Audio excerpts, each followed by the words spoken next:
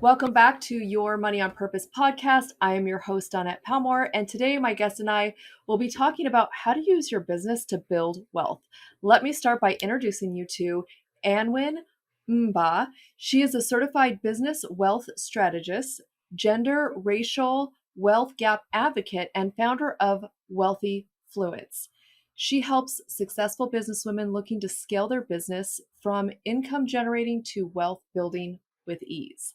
Having 10 years experience with major banks across Europe to implement systems that make them a lot of money, she's uniquely placed to help women understand their finances and develop systems that help them build wealth, achieve financial security, and the freedom they are looking for. Welcome, Anwin. Thank you so much for being here today. I appreciate you taking your time and coming on to share your story and wisdom with us. Thank you. Thanks for having me on, Donette. Really appreciate it. Absolutely. So, we always begin the podcast by diving into your money story. And you have a great money story. So, if you would share that with us, what you did to overcome it and how you use it to empower other women. Sure. My money story is appalling, absolutely appalling to say the least. And it should be an encouragement because, again, you do not have to start knowing money, knowing math, and knowing all those things to really, really get a hold of your finances and build wealth. So I started with my car being towed away, Ah, getting an eviction notice, and losing a high client. That is how my money story started. And I must tell you this because that is where everything changed for me. mm, I came from a very sheltered household, from boarding school. Was sent boarding school in Italy, then got sent back to the UK to do university. So everything was kind of taken care of for me. And then when I started to deal directly with money, I was literally an infant. yeah. Literally, I was an infant when it came to that. So I was offered all the credit cards. So when you're 18, you're of age, so everybody gives you a credit card. Then I spent all the credit card. I bought a car. I was the snazziest dressed person at university, and then it all came crashing down. So I went from, Beyonce's All the Women Were Independent, remember that song?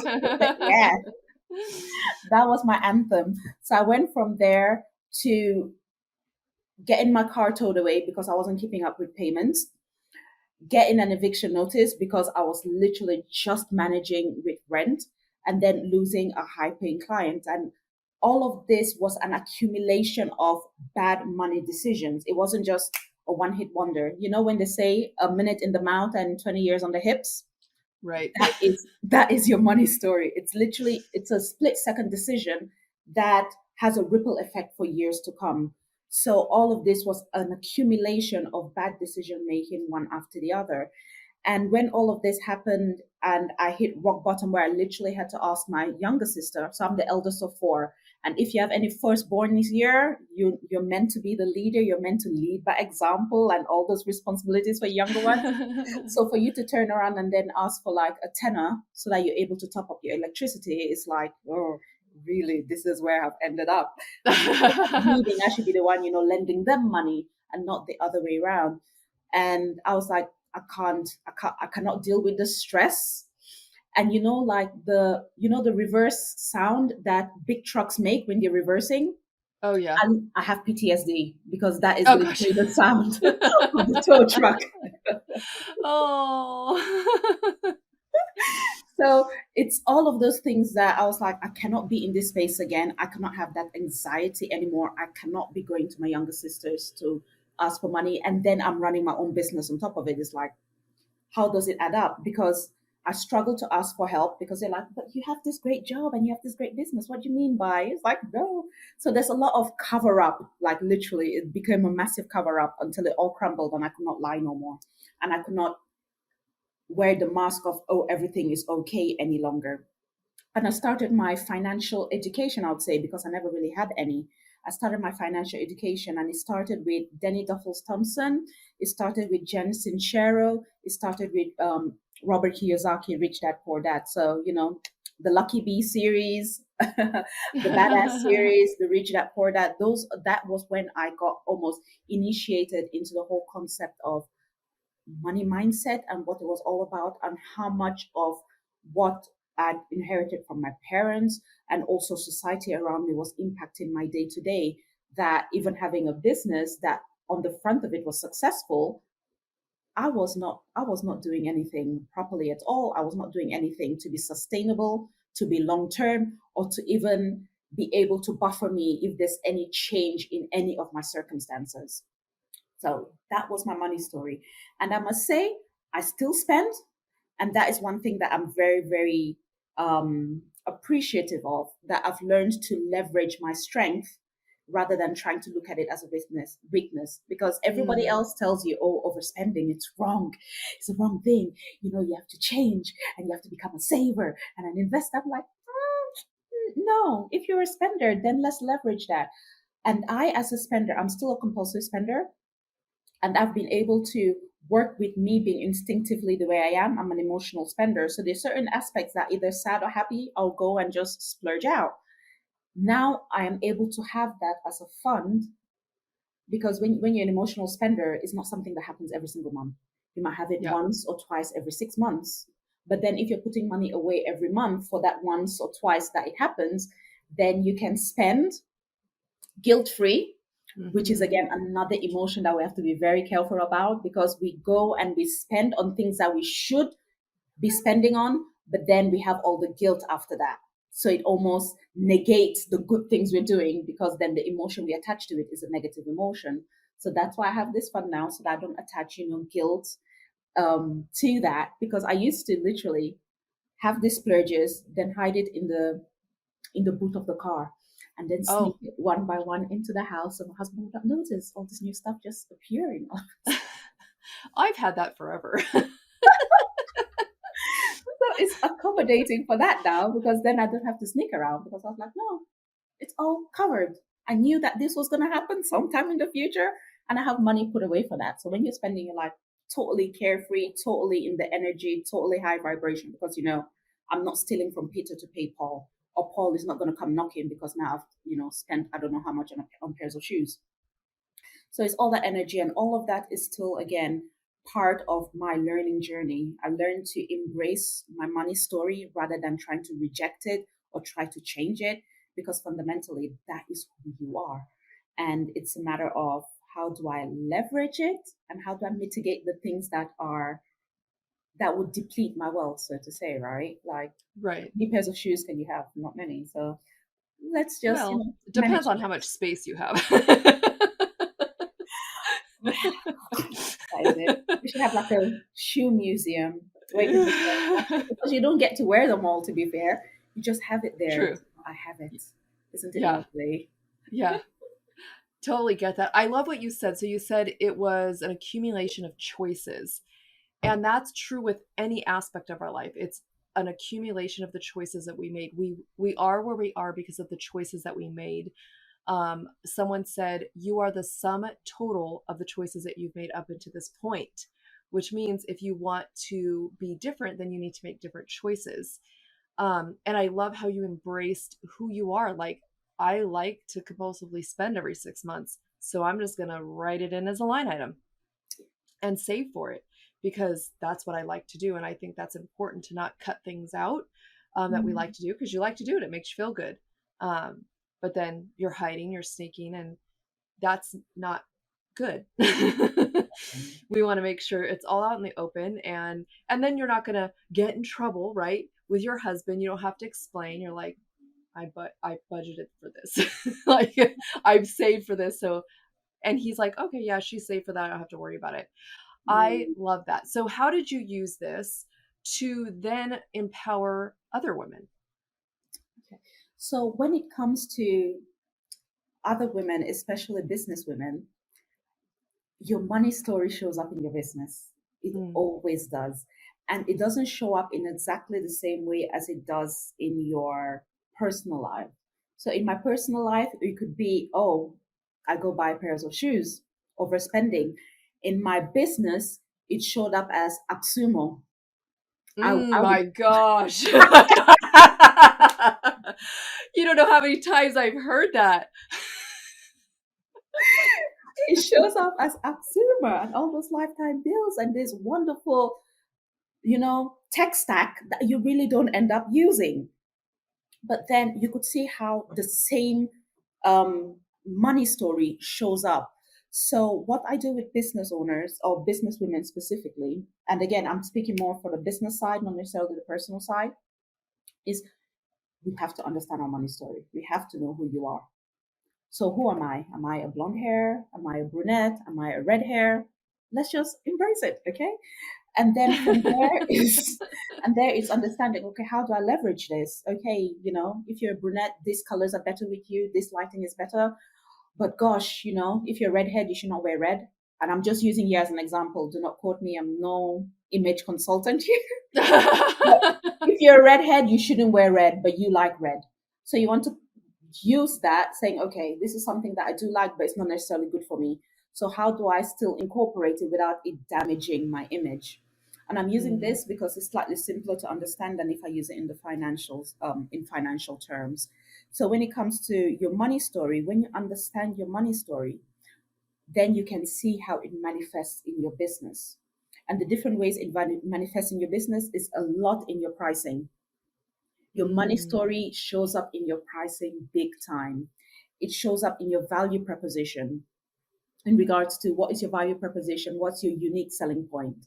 And a lot of times we undersell ourselves. That stems from your money story. Then, what I was saying as well, when it comes to overspending, in regards to you buy things extrapolating for a future goal. So that's why AppSumo gets us so well, because like, oh, if I get it now, then when I have 10 employees and 300 investments, then this app is going to come really handy. It's like, yeah, but right now it's just you, love. Like yeah. when we get to 10 employees and 100 investors, then we'll deal with the tech stack. Then you do not need it now for some time in the future, because first of all, we do not know if it's going to be in 3 months time or in 3 years time.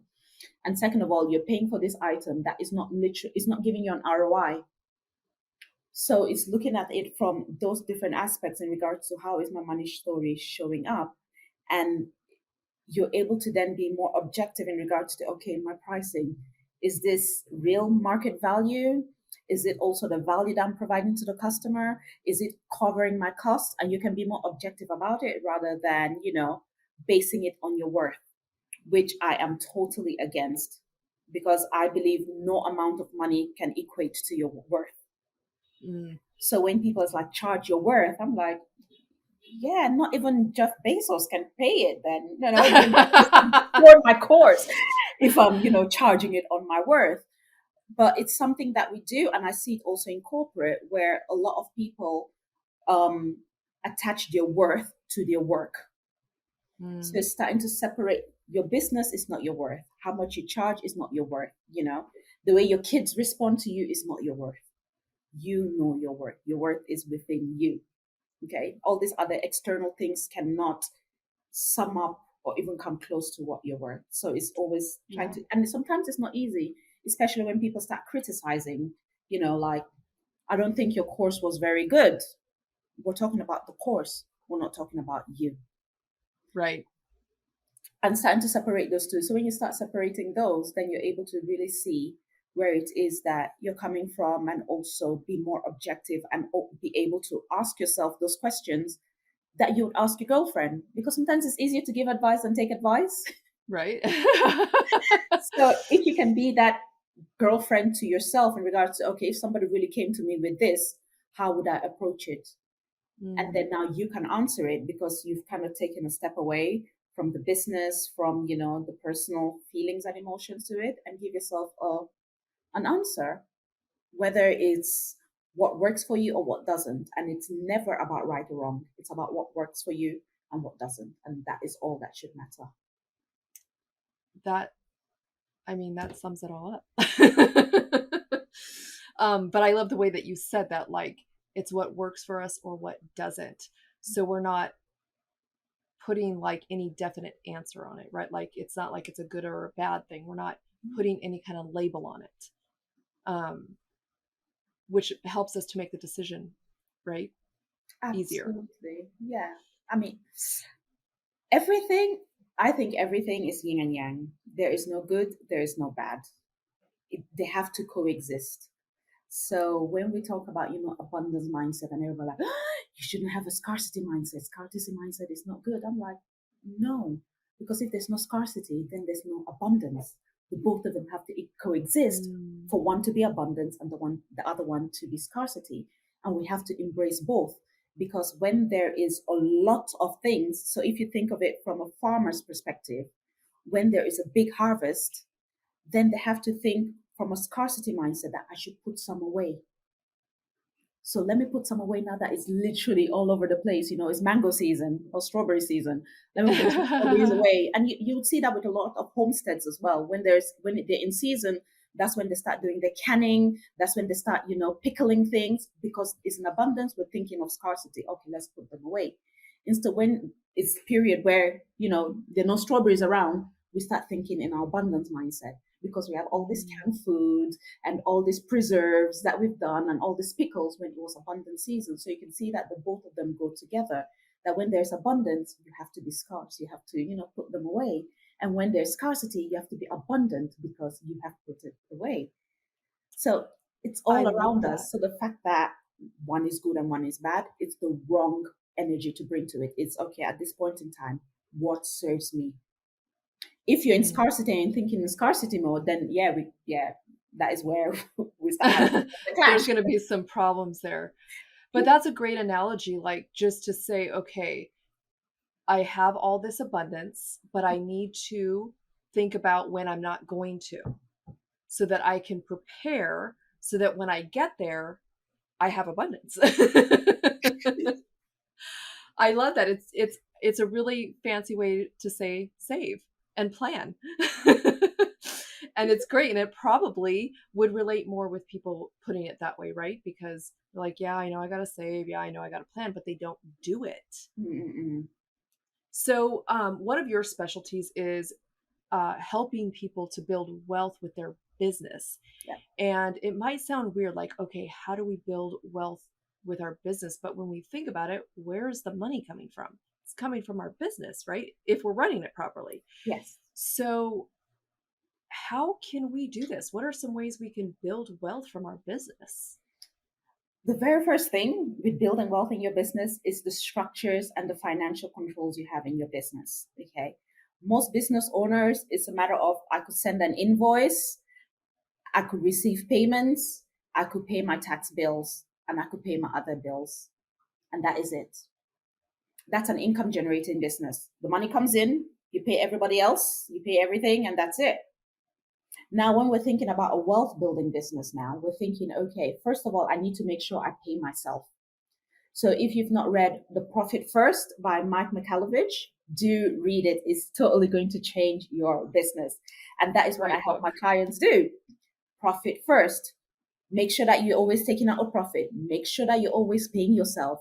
Make sure that you're always putting away for tax, and make sure that you're putting away for your operational expense as well. And this is what operational expense is, what you need for your business to run. After you've taken out those four, everything else, you can use it to buy your AppSumos and this, and that. But the four fundamentals are there.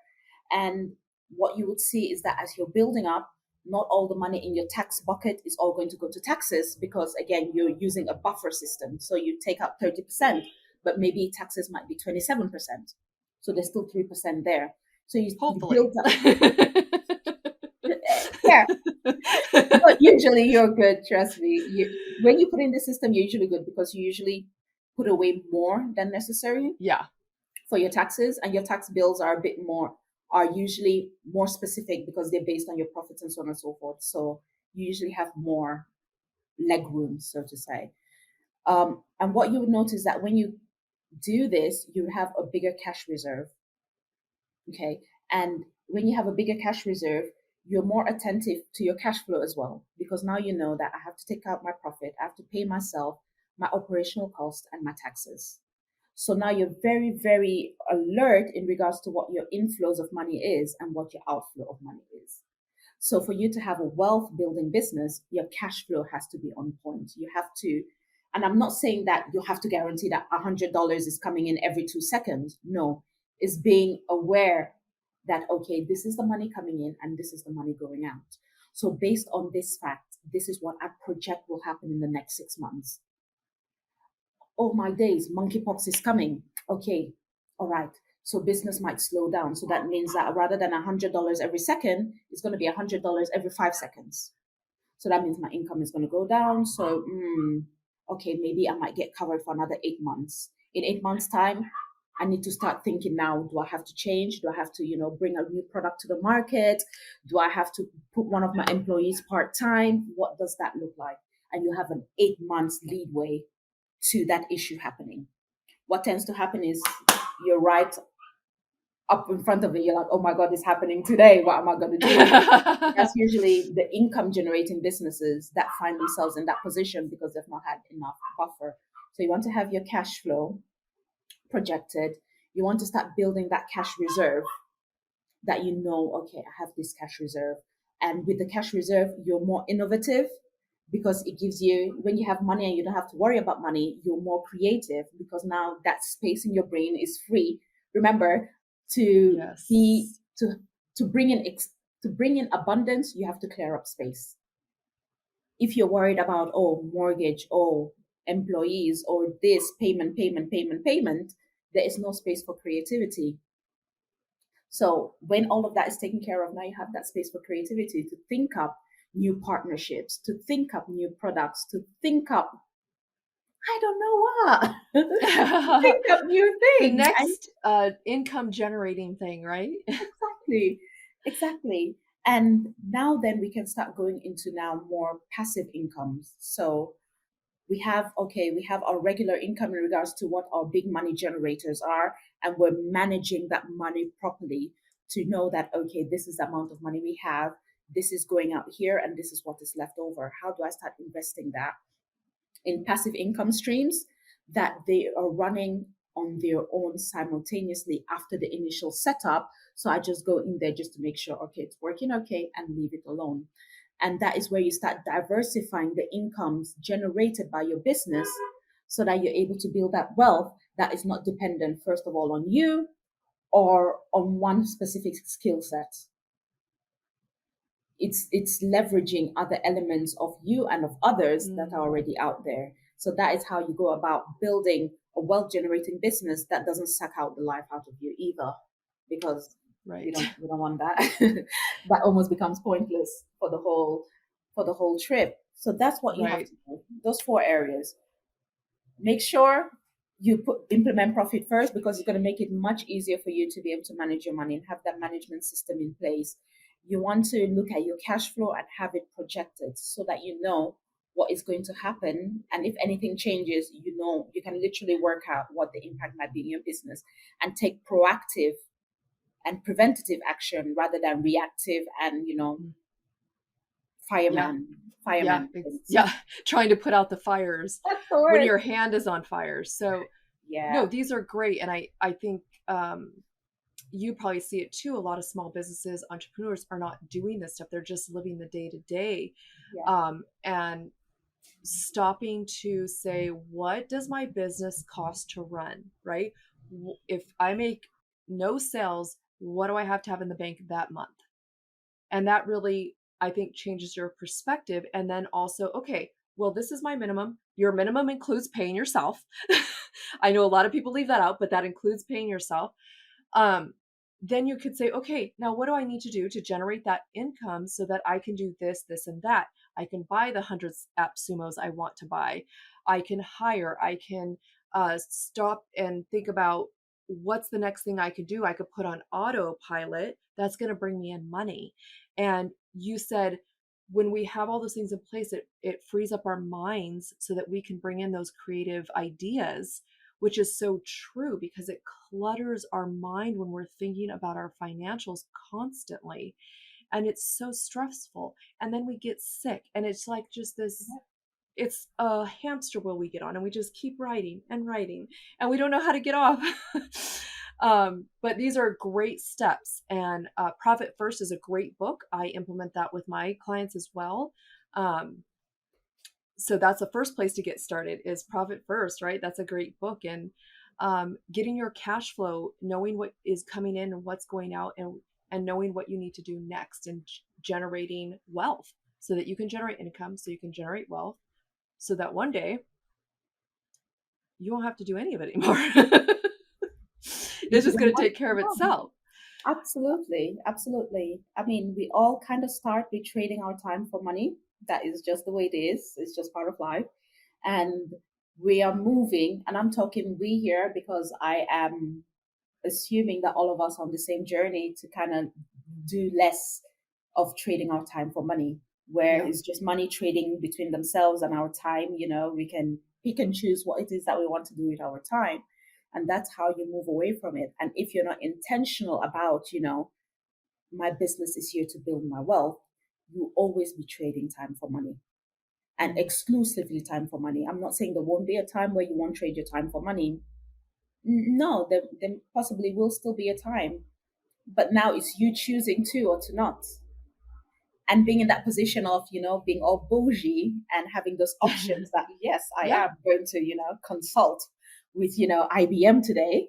It's great compared to I need to do this, I need the money to come in, and so on and so forth. It's just a different level, different energy space, and also different quality of clients as well when you're in that space.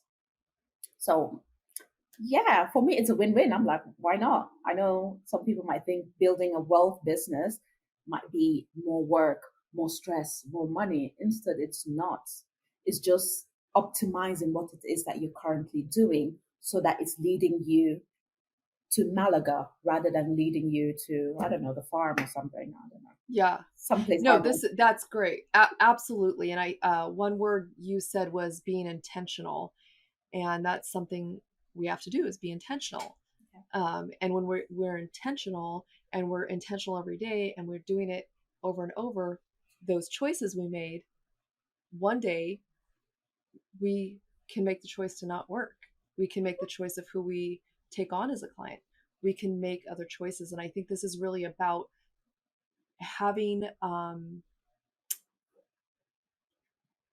choices, but there's options. There you go.